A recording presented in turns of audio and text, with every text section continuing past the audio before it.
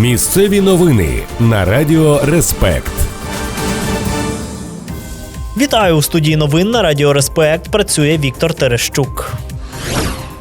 У Рівному патрульні зупинили водія, який керував автомобілем без прав та у стані наркотичного сп'яніння. Автомобіль «Форд» зупинили через непрацюючу фару, проте під час перевірки з'ясувалося, що 37-річний керманич уже позбавлений права керування. Медичний огляд підтвердив наявність наркотичного сп'яніння. Окрім того, у салоні знайшли пристрій для вживання заборонених речовин. Саму автівку евакуювали на арешт-майданчик, оскільки вона перебувала у розшуку виконавчої служби. За фактом зберігання наркотиків слідчі відкрили кримінальне провадження.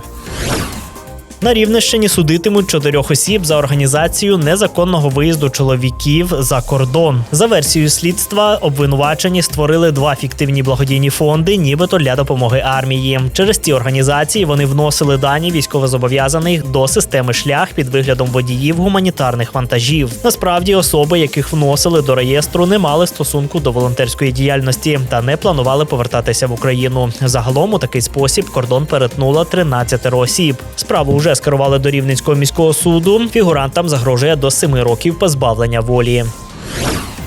На Хмельниччині ДБР викрило масштабну схему торгівлі дозвільними документами. За даними слідства, очільник обласного управління держпраці та приватна підприємиця налагодили бізнес на видачі посвідчень з охорони праці без жодних іспитів. Схема працювала дистанційно. Підприємиця надсилала посадовцю поштою порожні бланки, анкетні дані слухачів та гроші. Той підписував документи без фактичної перевірки знань та відправляв їх назад. Лише за 1 місяць правоохоронці задокументували видачу майже 300 таких підроблених посвідчень. Посадовця затримали під час отримання чергової посилки з документами та готівкою. Обом фігурантам уже повідомлено про підозру. Їм загрожує до 10 років позбавлення волі з конфіскацією майна. У Хмельницькому ДБР викрило екс-правоохоронця, який привласнив 2,5 мільйони гривень речових доказів. Ці гроші були вилучені під час обшуків у Кам'янці-Подільському у межах справи про розкрадання майна. На ці гроші підозрюваний купив автомобіль та витратив решту на власні потреби. Коли ж після його звільнення виявили нестачу, чоловік намагався підкинути вкрадену суму через знайомих. Проте інший слідчий помітив, що номери купюр не збігаються із вилученими раніше. Тепер фігуранту загрожує до 12 років тюрми.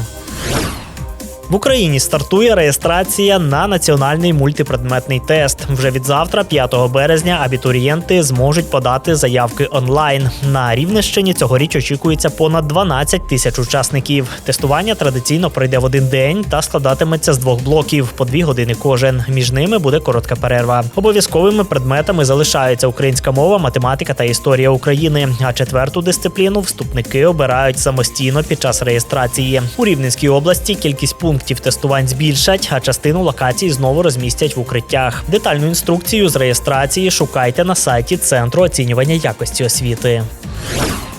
На Хмельницькій атомній електростанції 11 березня відбудуться планові протиаварійні тренування. Під час навчання енергетики разом із органами влади та рятувальниками відпрацюють сценарії реагування на надзвичайні ситуації. Мета тренувань – перевірити готовність оперативного персоналу та аварійних бригад до швидкої локалізації можливих аварій та ліквідації їхніх наслідків. Жителів регіону просять зберігати спокій. Це регулярні заходи, необхідні для забезпечення безпеки та стабільної роботи станції. І в продовженні теми – радіаційний фон на Хмельницькій атомній електростанції у межах норми. За повідомленням інформаційного центру ХАЕС, показники на проммайданчику та в 30-кілометровій зоні спостереження відповідають нормальній експлуатації енергоблоків та не перевищують природного фону.